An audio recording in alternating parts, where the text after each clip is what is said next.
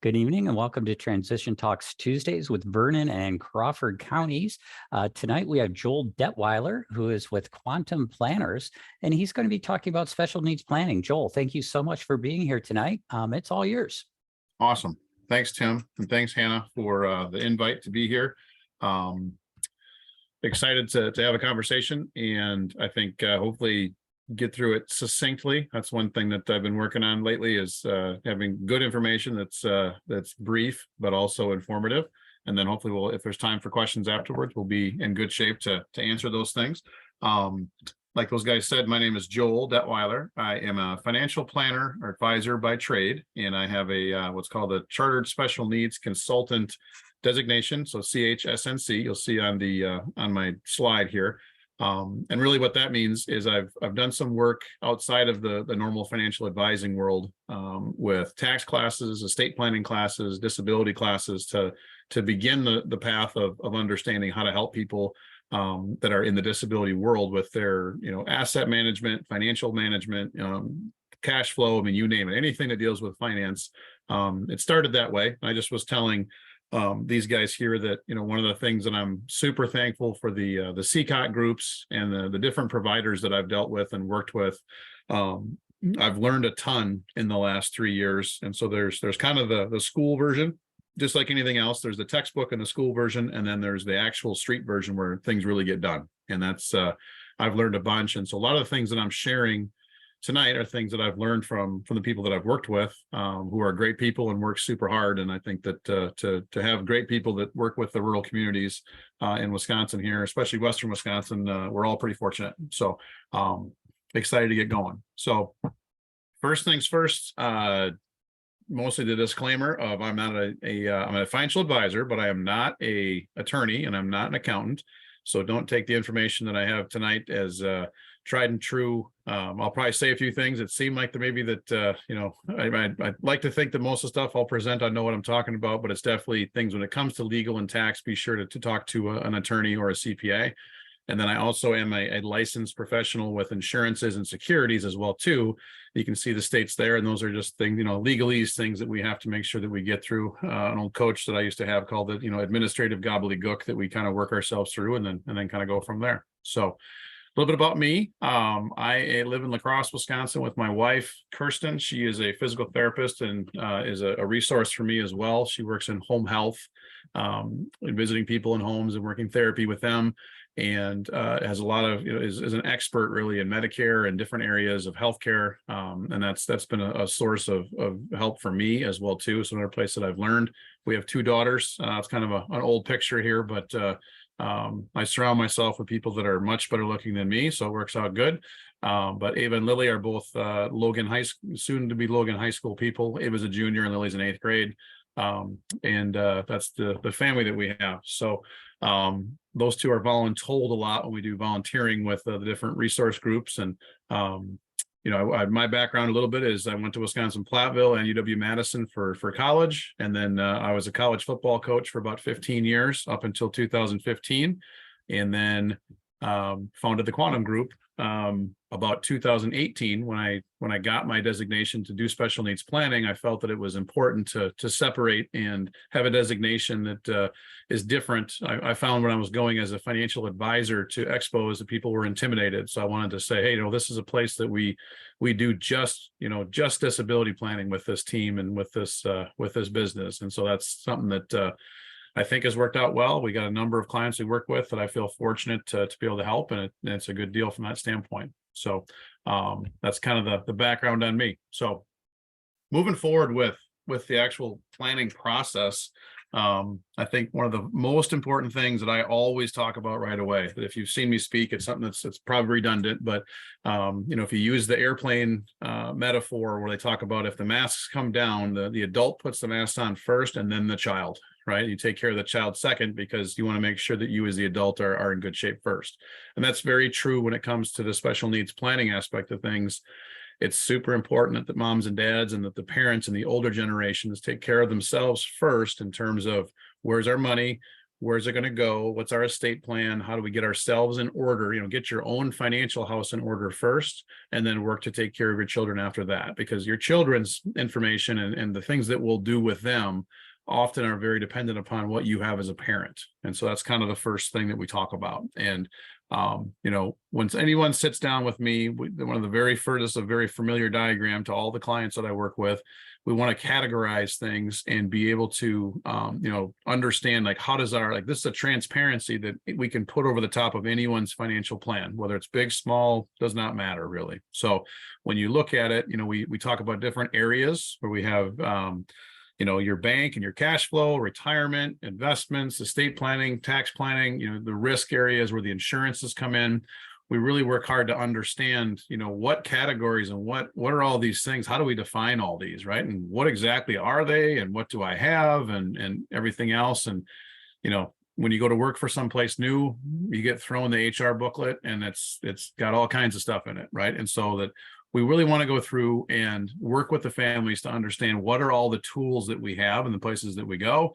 And then it gets a little bit crazy, and we talk about, well, how do you fill all those buckets? How do you take care of them? Right. And so that's kind of the basis, that I take about, maybe the first meeting I have with any family is usually about 45 minutes to an hour, talking about all the things where this transparency in these buckets and how they apply to their particular lives. Right. So it starts out very general, and it works to be very specific. That's how you start working on your own plan, and really, getting yourself taken care of first, so that your kids fit into this plan when it comes down to it. So when it comes to transition planning, there's two different timelines that you want to look at. And I think the very first one is the traditional timeline, to understand, like your traditional family that goes through will start out, or a child, or whatever. You have a child, the child's born. And then really, there's golden birthdays and things like that. And, and there's high school and middle school and so on and so forth. But there's really, like, the big push is towards age 18, or you could say 16 for driver's license, but, really the child becomes an adult at age 18. Okay. And that's the first big piece. Maybe in Wisconsin, you talk about age 21 as well too, I suppose, but that's kind of the big, the big legal age when it comes to being an adult, and, technically on paper being responsible for yourself. That's the first big milestone. And then the next one is, when the parents retire at age 65, right? And the child is somewhere in between there. And then also then at some point in time, the parents pass away, and they pass their assets to the children. And that's a pretty traditional timeline when it comes to, like, what a family goes through when they have a child. What are the different steps for the child? What happens here? What are mom and dad going to go through? And then what happens at the end, right? So now if you take that concept and you apply it to, how does that differ? It's like, there's a lot of, like, what's traditional look like? And then what's it look like from a, when a disability is involved, or a child with a disability, or an adult with a disability? How do those work differently, right? How do you adjust that? Like, what looks similar and what looks different, right? So obviously we start with the birth.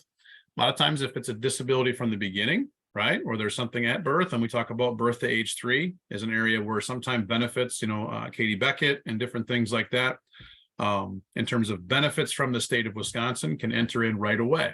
All right. So there's possibility right there. So automatically we're a little bit more complicated, right, than the traditional timeline. And then the next thing is we talk about age 18 is still a milestone, but then at age 18, now we talk about transition. We talk about, things like Social Security, medical assistance, or Medicaid. The transition time, as anyone who's listening probably figures out, that's probably somewhere in the age of 16 to about age 21. We talk about, like, what are we going to do for school? Like, a big piece happens at age 18, but it's surrounded by, bookended by about 2 years of really hard work. And so that's important to understand, that there's a lot that goes on there that you want to be able to pay attention. And that's what a lot of these talks that we're having here with the CCOG groups is, like, it's not just financial planning during this time, it's all these other things that are going on at the same time. So then when you look forward, when the parents of a child with a disability turn age 62, or they become eligible to take Social Security, right? Well, then all of a sudden something changes, right? And a lot of people don't know it, but there's a change in potential for the benefits that child can have. And so, again, some people may be way down the road, right? But it's also something that's important to understand, and it's that's how the timeline differs when it comes down to it. And at the very end, parents will still pass, assets will still pass, and the question is, how do you want to make sure that those assets are passing correctly and to the right person, and then make sure you don't, you don't cause any issues for all the hard work that you've put together in the years prior. So tonight we're talking about this age 18 transition time, right? And I think that's what's most important to understand for this conversation. We can talk about the timeline itself up and down, but tonight the focus is on age 18 and the transition time from really age 16 to age 21, depending upon the school district that you're in. So one of the things that I've been fortunate enough to work with some people that have really helped me with getting to a place where we can kind of create a to-do list or a checklist. So we saw our buckets before, and this is kind of the version of buckets, I think, for transition planning. And this bubble diagram here is probably one of the more powerful things to just give, to give people a checklist, really, when it comes down to it. And we'll go through each thing briefly here tonight. But we talk about government income, talk about healthcare, we talk about medical assistance services, or just medical services when it comes down to it, estate planning, housing, guardianship, and then personal finance. And those are all areas that you don't have to attack them all at once. And a lot of times they'll bleed together, and you start working on, like you could work on Social Security and probably personal finance at the same time to a degree. But this is a nice kind of to-do list where it's a, hey, what's the big list? What do I got to do? I don't have to understand all of it, but I'd like to have a list. And this is something that's helped a lot of people that we've been able to develop through trial and error, and more error than anything else, but be able to come up with a system that's good for parents and caregivers to be able to help to understand what's out there. So this is the diagram. I'm happy to email this to anybody if they need it at the end here, because I think it's probably the most powerful thing, or the best thing to work through in terms of a checklist.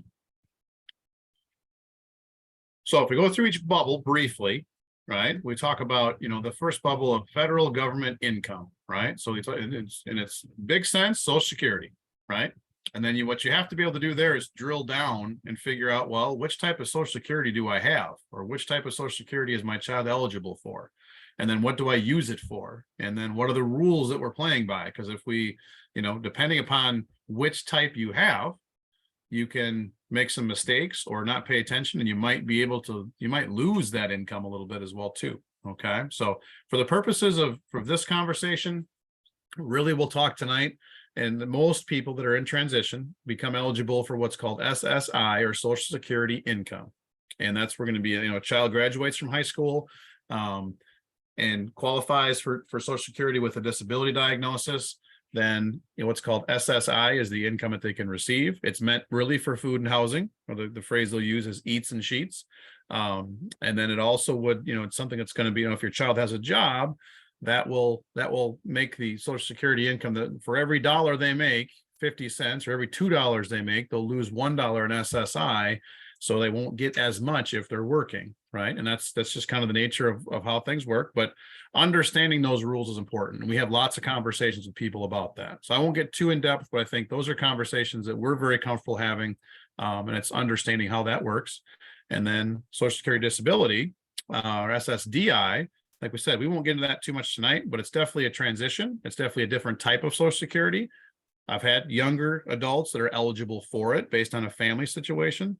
And that's where it becomes very specific to each family to make sure that you talk through those things. So number one is just understanding that the federal government can and will provide income for people with disabilities, but there's rules to follow in order to qualify, one, for those incomes, but then two, to maintain. And it's important to understand those. And I think that's probably the biggest piece of advice I can give is there's, hey, rules to play by, and don't get frustrated. You probably will to a degree, but don't get so angry you can't function, because there's an intricate set of rules that a bit of a matrix that we feel pretty comfortable working through and be able to talk and help people out.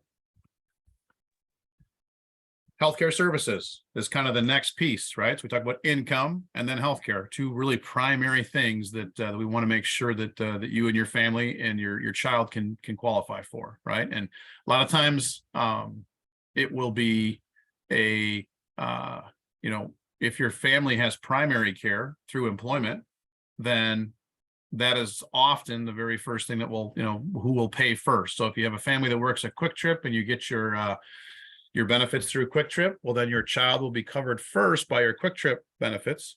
And then, you go through the basic rules of healthcare, where we talk about there's possible changes when your child turns age 26, or do you want to have your child be totally separate and be their own person? And then that's where Medicaid comes in. How do you qualify for Medicaid? And then there's also Medicare that possibly kicks in at some point in time as well too. So the hard part there is there's a lot of moving parts. Number one is to sit down and talk through it, figure out, okay, what are our resources? Do we have work? Do we not have work? Or in terms of like, can we get healthcare through work, or what's best for the child, right? What kind of expenses do we have? So that's, how do you fund is important to understand, right? And then two is, if we have help from a service, a place like an Inclusa or a place like a My Choice Wisconsin, or you also hear the words called the acronym IRIS. Okay. There's healthcare providers that help you through that process, and caseworkers and things like that. And what's important to understand there is when it comes to those types of things, you're going to have both, basically people that are kind of like, I call it like the all-inclusive or a la carte. Right? Do you want to go a la carte in terms of do it yourself a little bit and get some help, or do you want to do all inclusive where you're paying someone to help you work through it? Right. And so those things right there really are important to understand when it comes to the financial planning aspect of it, because healthcare can be one of your major costs. So we want to identify the costs, identify your resources, work hard to understand what you have available to you. Doesn't seem like it has much to do with mutual funds or stocks or bonds or anything like that, which I work with often, but it's really a big piece in the sense of this can be a major cost for your family. We want to make sure that we get every possible benefit we can when it comes down to it. So those two first things are pretty important, right? I think, and those are big deals, right? And so we want to look at, if you have SSI and medical assistance, right? Then you also are going to have some other restrictions that come along with that. One of the things is you have to have less than $2,000 to your name or to your child's name. And that's where the financial aspect comes in as well too. So there's qualifying, and then there's keeping the qualifications, right? And so that $2,000 limit for your bank account for your child is probably one of the bigger pieces to understand and really, really be able to live by or understand how to get around it to a certain degree with some of the tools that we can discuss tonight. So guardianship is another piece that is also going to be, you say, okay, well, what about the idea of how does this fit into financial planning? It's like, well, if your child is going to be on their own, so to speak, there's some financial literacy we need to make sure that they have, or that you understand how to teach them some things. Or, hey, what do other families do to set up to help their children be successful with their financial world? And that's something that at the end of the day, it's what's best for your family, right? Like, how does your family function the best, right? So does your child, can they make their own decisions, or can they not? Or, do you feel like they might be taken advantage of potentially, right? And so there's a math piece, there's an emotion piece, there's a common sense piece to it. And I think that's where your family comes in. You make the decision that's best for you. And I think at the end of the day, you want to figure out, when in the whole guardianship financial planning aspect of things, who decides, right? Who's the decider that needs to be the person that decides in the family relationship, and who can do that, right? And be pragmatic about it, but also don't be afraid to take a chance if you need to when it comes down to it, and do a good job. That's what's best for the child, right? And then who's responsible for the money? Who has the signing power to set up bank accounts and things like that? And is there a good plan there to make sure that those things can all be taken care of? And it's a lot of work up front. It's, it can be stressful. It can be kind of a pain in the butt. And it's like, there's one more thing to do. And does the to-do list ever end? But the work put in early is definitely worth it. And I think even just collaborating with, someone like our group or other parents or whatever happens to be, what's worked for you, what doesn't work, how about some advice? And even some of the best work we've done is just having good conversations with people about maybe what even done with our own daughters, right? And be able to, our daughters are, 17 or 16 and 13, and they're no different than any other child with a disability or not when it comes to saving money, spending money, making good decisions. Those are all things that I think are super important. And then, having those conversations is nothing's original. Everybody steals from somebody. So we might as well share some ideas and see what we can do. So I think the visuals that are behind these things are important as well too. So we talk about guardianship. We talk about things like rep payee. Okay, a rep payee is someone like, you may be a rep payee for your child. So you may not, it's like you're in charge of their bank account, so to speak, and helping them pay bills and things like that. So it's a legal position that is set up by the Social Security Department. And then there's also, we'll talk a little bit later about a special needs trust, and there's a role called a trustee, right? So there's a role of guardian, there's a role of rep payee, and there's a role of trustee, right?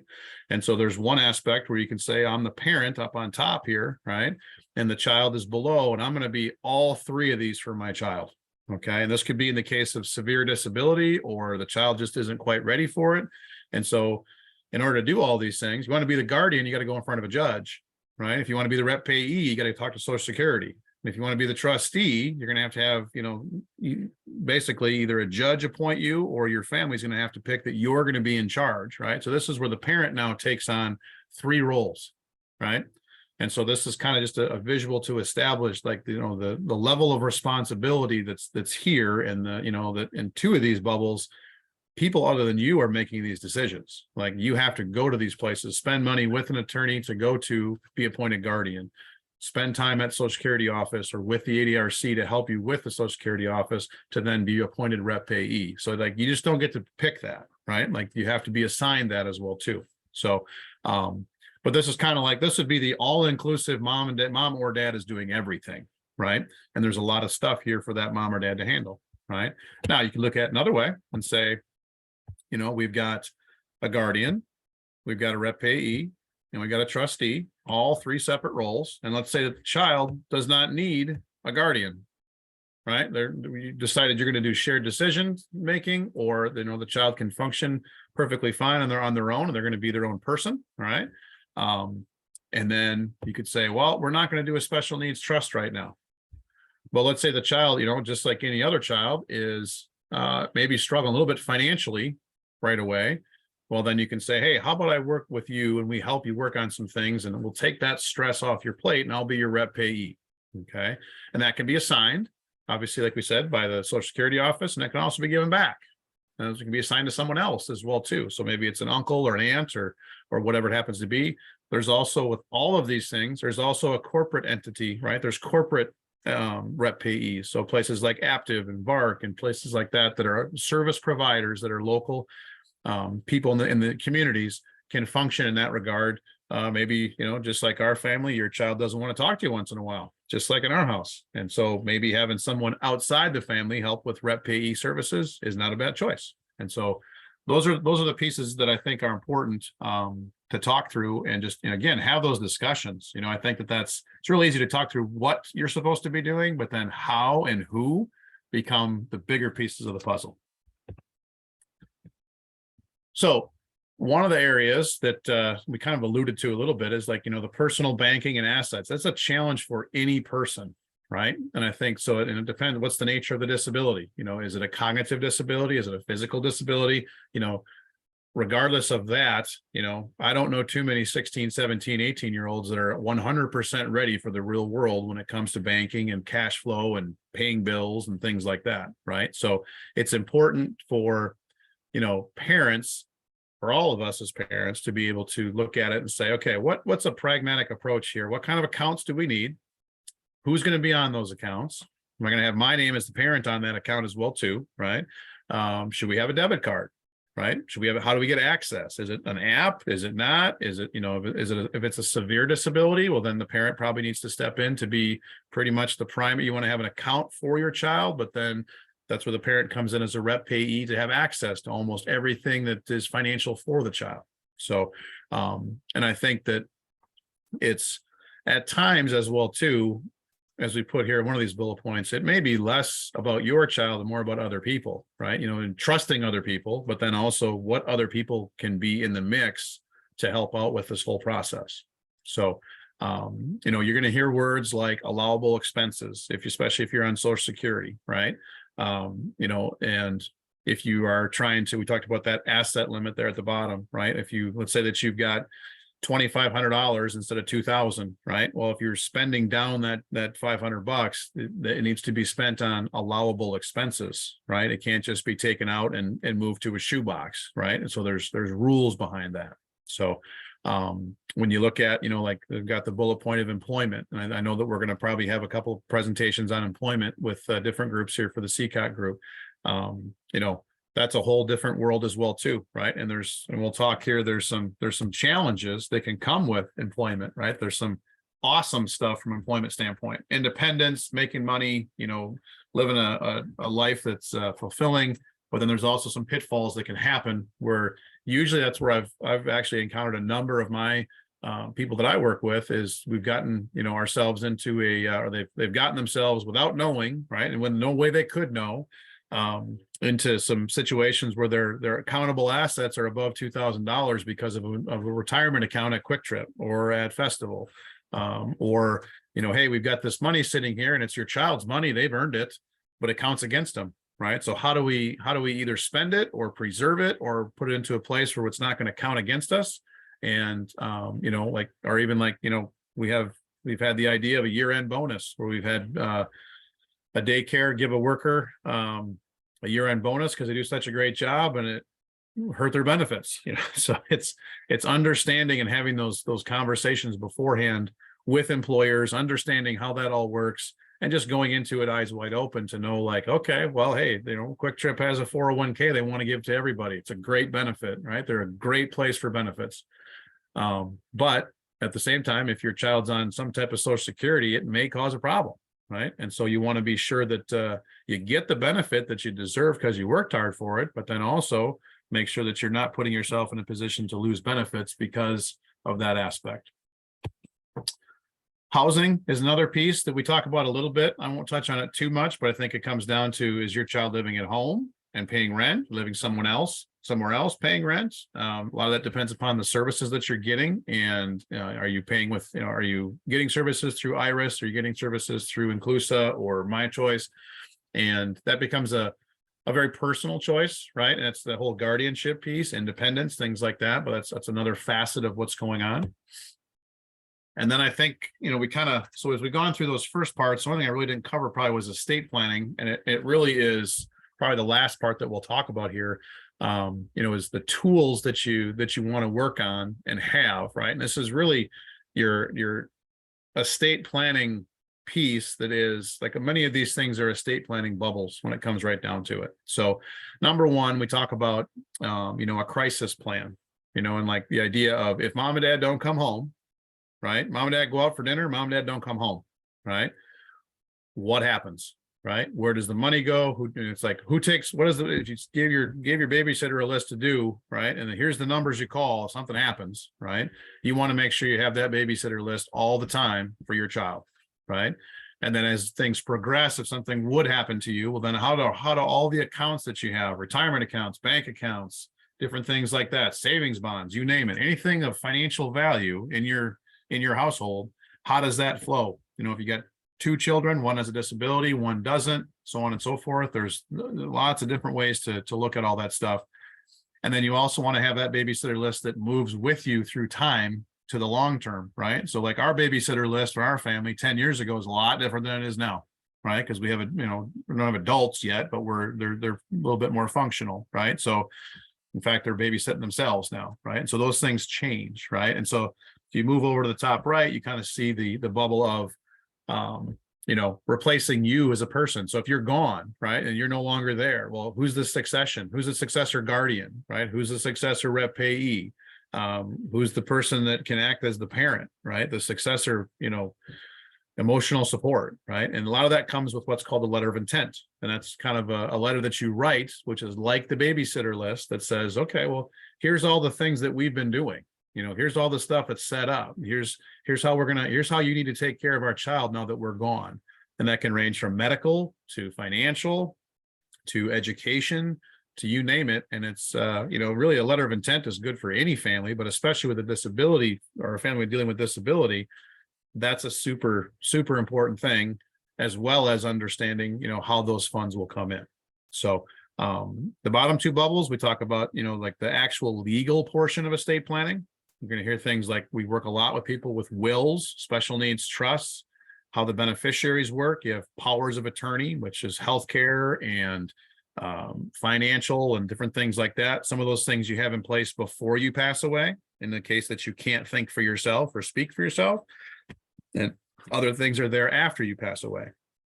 We've talked about a corporate backup a little bit in the past, and you want to have your people, but then you also want to have, I think what's important to understand is a corporate backup in case the people can't or aren't able to get things done. You know, like our family has my sister, for example. She's been listed as kind of our go-to person in case something happens to us, and she will settle our estate.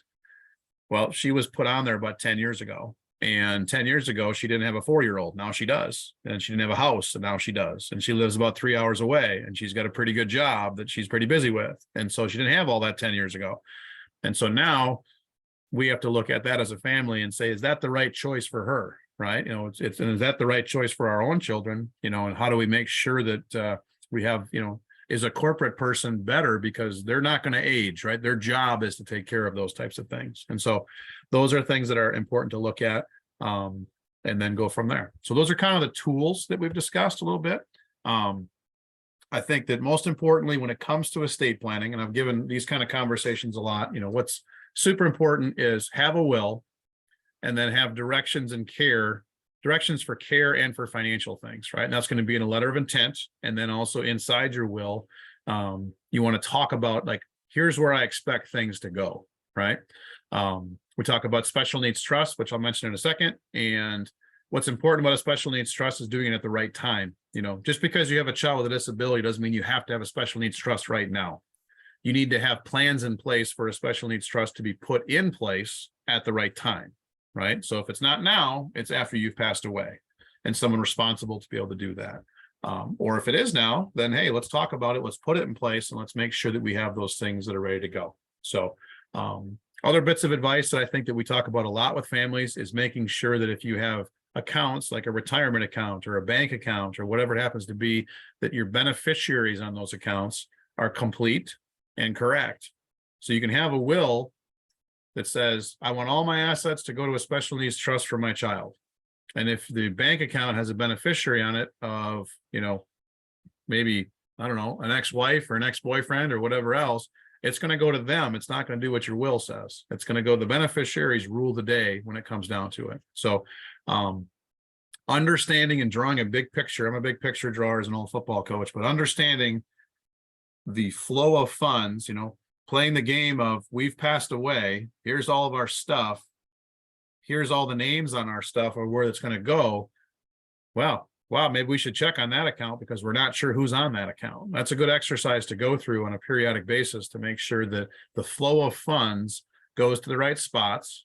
It serves the right people, which is your children in most cases. And it also is a place where it's, you know, there's all kinds of advantages that you want to make sure from a taxation standpoint. It gets a little gnarly and a little bit intricate and granular, but those things are, we spend a lot of time on a dry erase board working on those things with clients with us as well too. So looking at trusts, right? The basic idea behind the special needs trust, if you've got a child receiving Social Security, SSI, and medical assistance, you've got this bank limit, right? And yet you also want to have money for your child, right? And so the idea is you build a business really, or a trust in which it's the trust has a trustee or a person who's in charge of the money, right? Which can be a parent or an uncle or an aunt or this corporate person, right? And then the funds inside of that trust can be used to help the beneficiary with qualified expenses, right?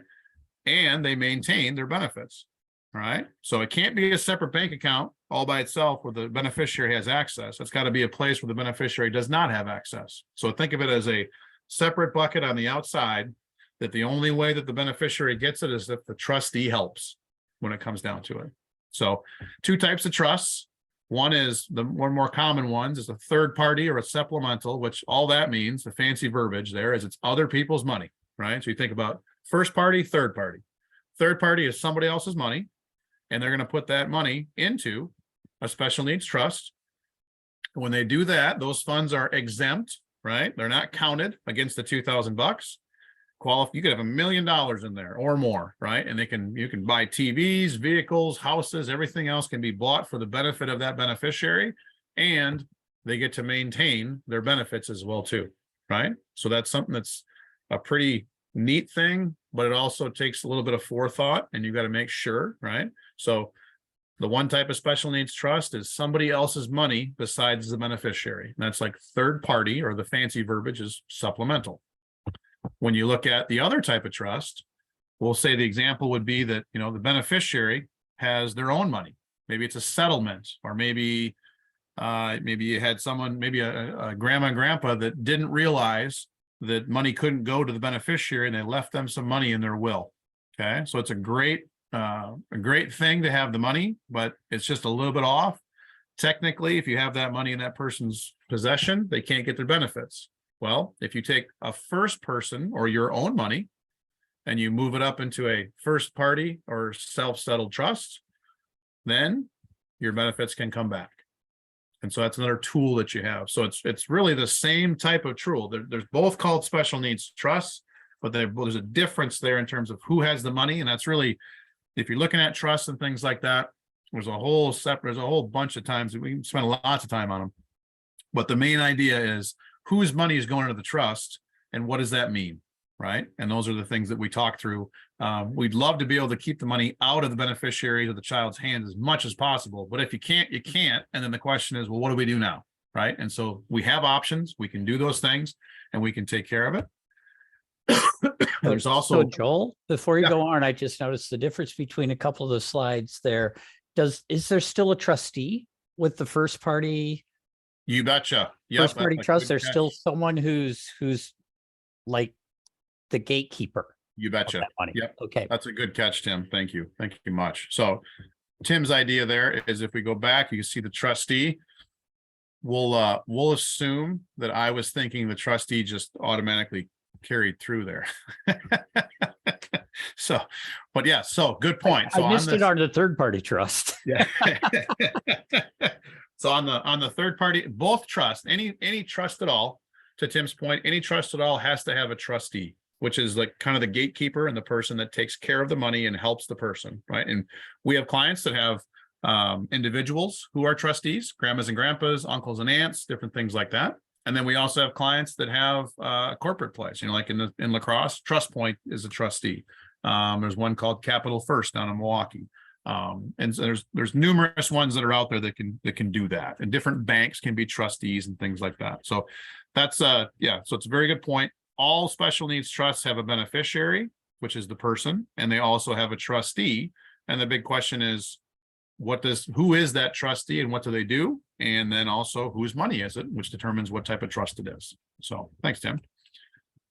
All right. So then, now you may say, I'm not ready for a special needs trust. They do have some expense that carries with them. What else can I do?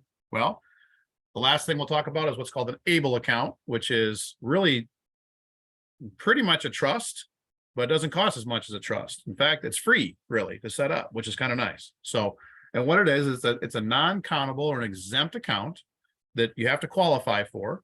You have to have a qualified disability, and you also have to have had that eligibility happen prior to age 26.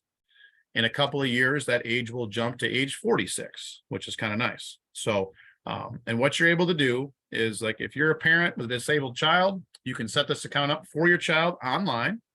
You can put up to basically, right, this is wrong too. It's like between you can put up to $16,000 into the account, or even up to maybe even 27,000, depending upon if you're working or not. But basically what you're doing is you can take money, put it into an account. It can be used for the allowable expenses like we talked about, and not count towards your child's benefits and not cause any issues with that. And really function the same way as a trust does, except it doesn't cost as much as a trust. So I've set up probably about 25 to 30 ABLE accounts, different clients. Some it's the clients themselves that run it, and some of it's the parents that run it. The visual is a person is on SSA and medical assistance, or SSI. They have this bank limit issue. They can set up a ABLE account, which looks a lot like that trust picture that we had. Here, they don't have to have a trustee. You just have to have someone that helps run it. So a parent or the person themselves act really as the trustee, and then they go back and forth and decide how they want to spend the money. But it just has to be, probably the biggest thing is that when you put money into an ABLE account, you can't take it out as cash. It has to be spent on things that are for the benefit of the child or the person with a disability. So looking at it as well here, same kind of picture, right? I got a lot of the same diagrams, you can tell, but like there's the ABLE account, kind of a unique thing. It's, you know, if you see it as a disability bank account, maybe is a good way of looking at it, right? Money goes in, as long as you're eligible, you can do things like you can have a debit card. I've got 5 or 6 clients that have debit cards that they're buying different things, everything from, you know, one of the kids goes and buys, walks the dog, gets a soda at Quick Trip. That's an allowable expense for that child, right? It's a living expense. I've seen it where they bought a grill, or they bought tickets for a plane flight to go to Florida, you know, all those types of things. So the accounts are, as long as they're used for the child, right, they're an allowable expense in most cases, and it functions very much like a trust. It's kind of like a beginner trust, doesn't cost as much to set up, and it's a great way to learn how to do the different types of cash flow and banking and things like that that come with it. So as you can tell, qualified expenses, beneficiary, so on and so forth. So kind of summarize a little bit, we've got the 2 big bubble diagrams that I think are probably the most helpful when we talk about transition planning. And it's like, hey, what's my to-do list, right? So we've got all the different stuff there. It's a lot of information on this tonight. And I hope we didn't put too much information together, but I think that a lot of these things go together, right? And so it's like having a visual to help you work through it, I think, is one of the more important things. And it's like, I'm a visual learner, and my dry erase board is full of pictures and not many words, just like the books that I like to read. And so it's, I think I've had the most success with this, where you can print this thing out, start checking things off, ask questions. How does this work with that? If I'm going to go down to the ADRC, or I'm going to talk to, you know, whoever it happens to be in the county that can help me, I got to make sure I'm thinking, you know, I'm getting a job for my child, or whatever it is. I got to make sure that, okay, I got to worry about, you know, asset limits and different things. Where does that money go? How does this work? So on and so forth. You're going to keep having those conversations all molding together, and it's important to have a way to separate them. And so this is something that we found to be very helpful, that I think people like, and it's mostly been clients that have helped me develop it as well too, because they're more happy to tell them what they don't like when and if it doesn't make sense, and it makes sense to me to help them do what they got to do. So last thing is my contact info. We're here at Onalaska. We travel to Madison. I go to Minneapolis. There's really, you know, it's kind of have car and coffee. We'll travel if needed for whatever reasons, but feel free to email me at the email address there below with quantumplanners.com. You can also go to the website if you want to, or you can feel free to send me a text message if you want. That's cool as well too. So that's what I got there. I appreciate the opportunity to speak. I guess looks like Tim, I think we're okay. I mean, I only went like 3 minutes over. So. You are doing great, Joel. We do have a question that it hopefully you understand it better than I understand it. So I put it into the chat. We'll give her a try. So if you could try, can you access the chat, or do you need me to read it to you? I think I can. Hold on here a sec. Let's see. How do I? Let's see. You should be able to stop share. Yeah. Stop share. There we go. Stop share. There we go. All right. So that should be able to get you to see the chat. Okay. So you've been putting up stuff as you go. Okay. Gotcha. Okay. I've been trying to keep up with you, man. Yeah. you've changed a little bit since the last time you did this, so I had to stay on my toes. You got a lot. I think my joke. It's good, better stuff. You got better. It's gotten streamlined. I remember the first one that I gave that you helped me with, that was got a little long, and I was like, let's streamline that thing. So let's see. So I'll do the last one here and I'll work myself up. So confused about the asset limits regarding children and their eligibility for disability. Having life insurance as cash value the parent holds is cause for ineligibility, from what I understand, depending upon the amount. Isn't there a way to move these funds and still be eligible, or declare them as being burial funds? Yes. So Michelle, that question is I have found that it kind of depends upon the caseworker you're working with, but the letter of, and that's why it's important to talk to people and keep asking questions. But life insurance in general has a limit of $1,500, I think, and the verbiage is difficult to understand because they talk about permanent or cash value versus death benefit, which there's two different types of insurance, and that gets more confusing.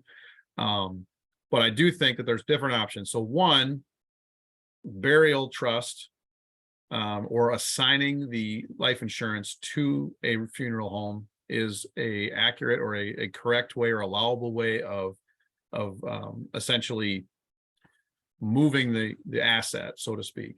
Now, I would tell you that I don't, and this may be different for a child who's under 18. In fact, it probably is. So if the child is under 18, assets of the household can count against the child for receiving Social Security benefits. So it's mom and dad's income, it's mom and dad's assets, everything else. So, and realistically, you have to, in order to qualify for a, say, 6-year-old to receive SSI, the whole entire household has some pretty tight limits that are hard to get down to, I would say, from my experience thus far. And so you're impoverishing yourself a little bit to get down to that level. And so once they hit 18, as long as the parent still, from my understanding, as long as the parent, my experience is, as long as the parent, if the parent owns the policy and the child is 18, they're their own person, right? And maybe even if you're the guardian, I think that policy should not be a countable asset against the child if they're 18 years old.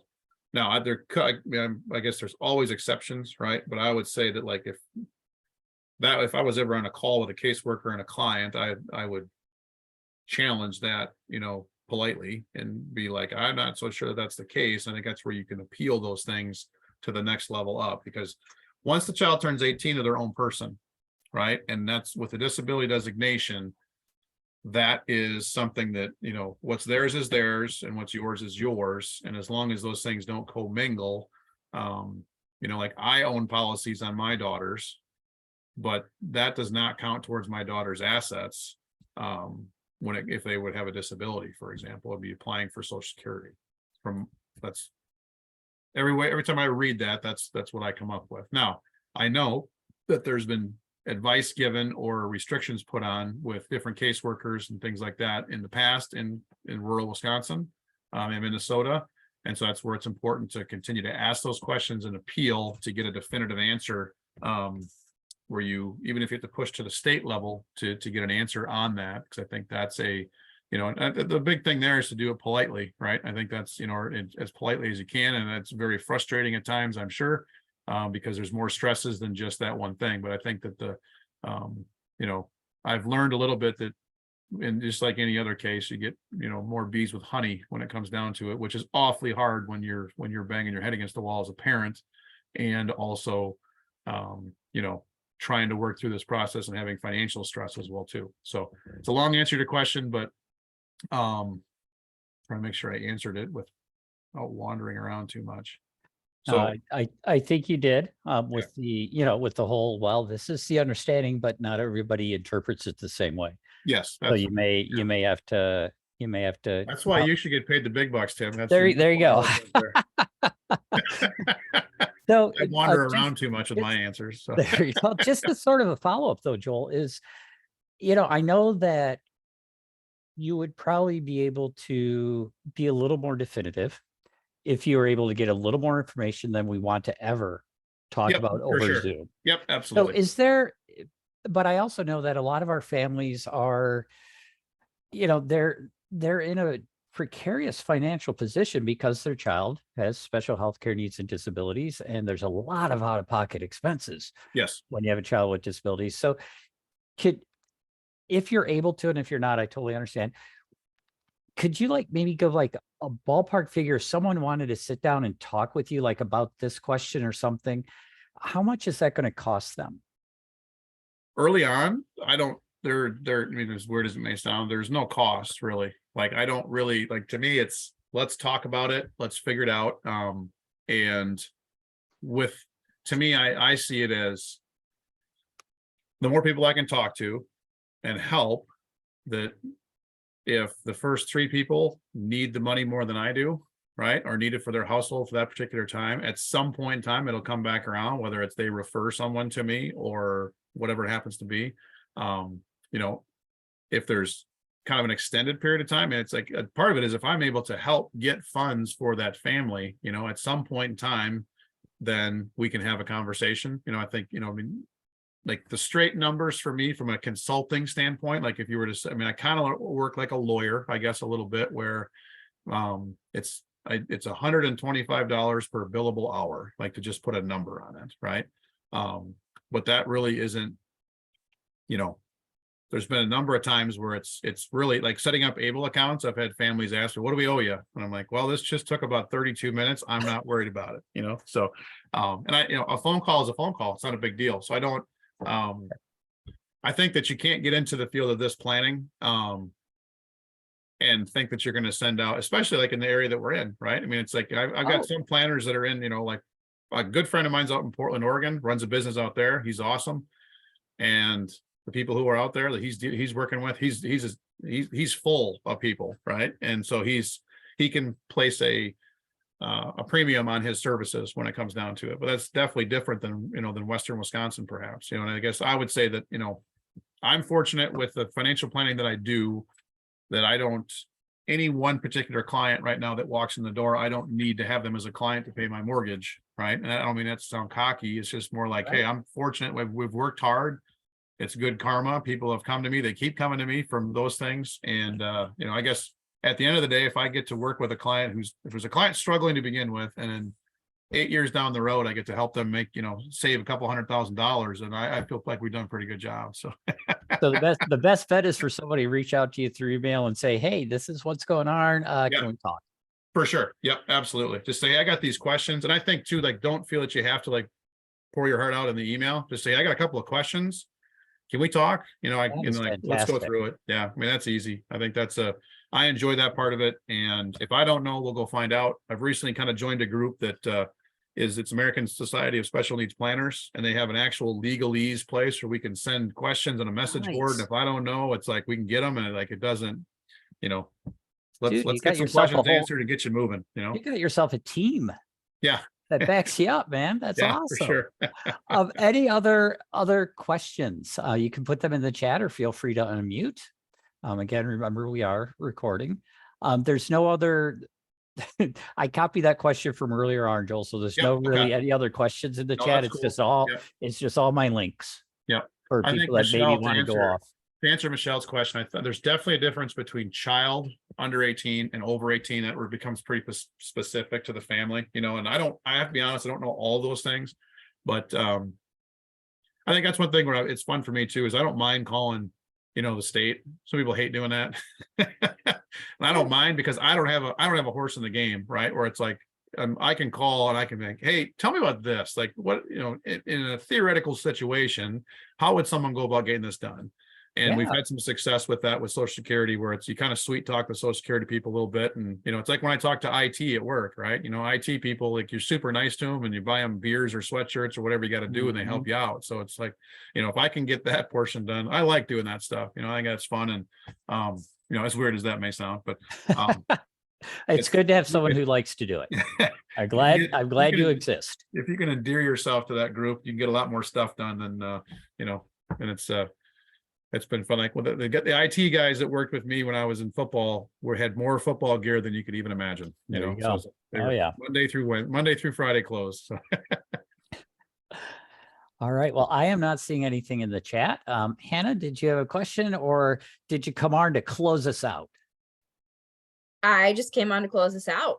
Go for it. So I just want to take the time to thank everybody for joining us tonight, and thank you for the questions you brought.